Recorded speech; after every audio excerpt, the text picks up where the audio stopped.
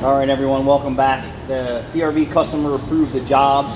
So I cut out the catalytic converter and I'm gonna clean up some of the old work that was going on inside of here.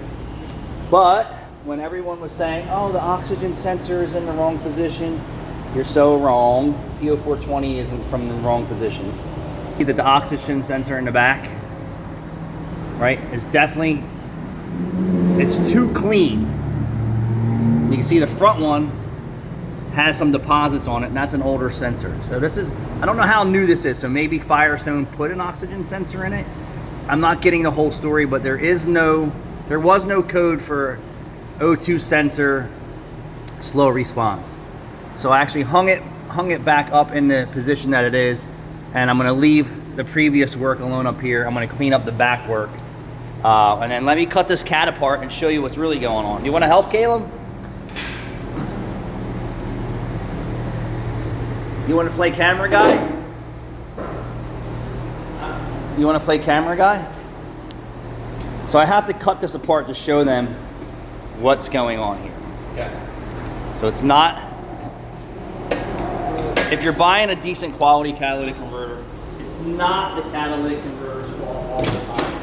There are quality issues.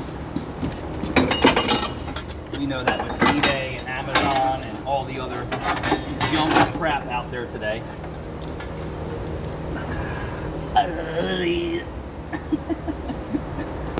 So what we're gonna do is we're gonna cut this apart so you can see what's going on. And this is what most customers, Caleb, don't understand.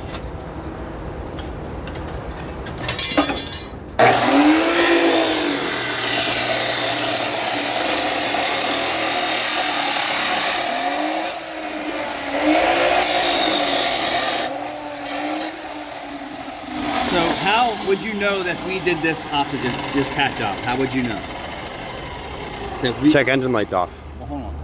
If you did this, right, just say 2 years ago you did this cat, or I did this cat, what would be one telltale sign that you know for a fact that we did this job? That we zapped the shut.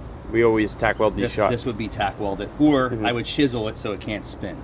So this is the front side, right? So the exhaust is coming through, right?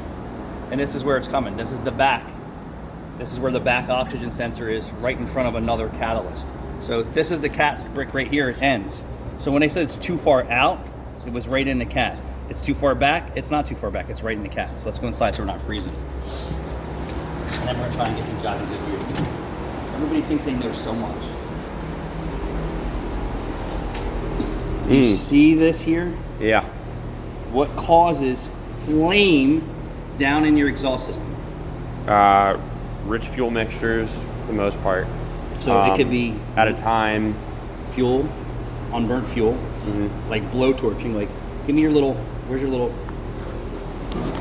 We're gonna demonstrate this for all the people who don't know. This is for everybody who doesn't know. I moved it. Oh. On this converter too, so we're gonna show that. I'm gonna demonstrate. School's in.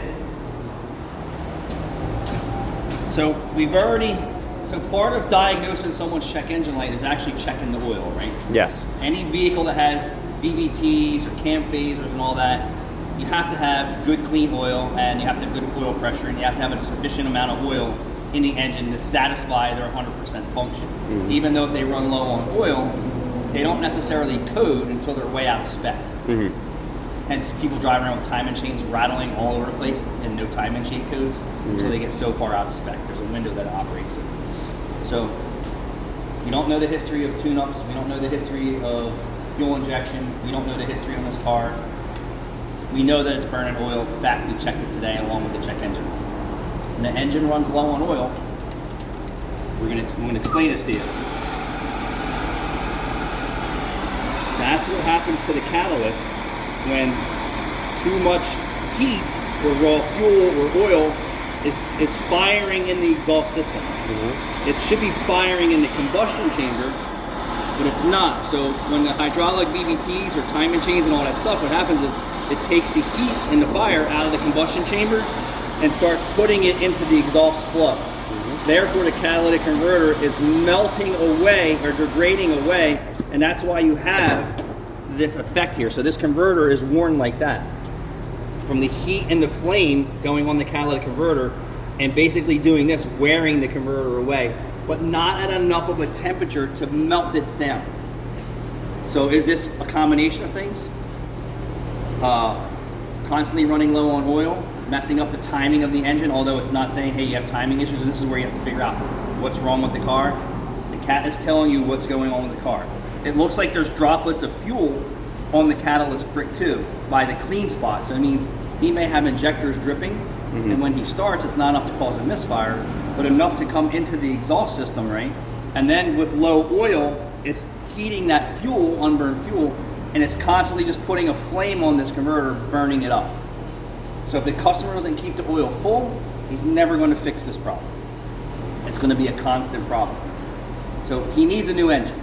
The only other way he can do it is keep the engine full and start trying to remedy those problems. Now if we cut this piece off here, we're going to show you that what happens when the cat's coming through, the temperatures that are coming through here aren't enough to really make this converter purple. We've demonstrated that. On a salt crystal, you can see it's way overheated. This is just enough heat and temperature to not really show in the cat case, but enough that it's going on probably through his oil changes, right? It's good, it's good, it's good, it's good. The oil gets too low, the VVTs are advancing the timing or retarding the timing. Who knows exactly what's going on? So anytime the timing's retarded, you see a blue flame coming out someone's exhaust. If you ever watch any races, when they leave the line, right, you don't usually see flames coming out of the exhaust. As they end of the track and they're putting all the power into the car, you see the blue flames coming out their exhaust. That's because they're pulling the timing so far back to get all that power.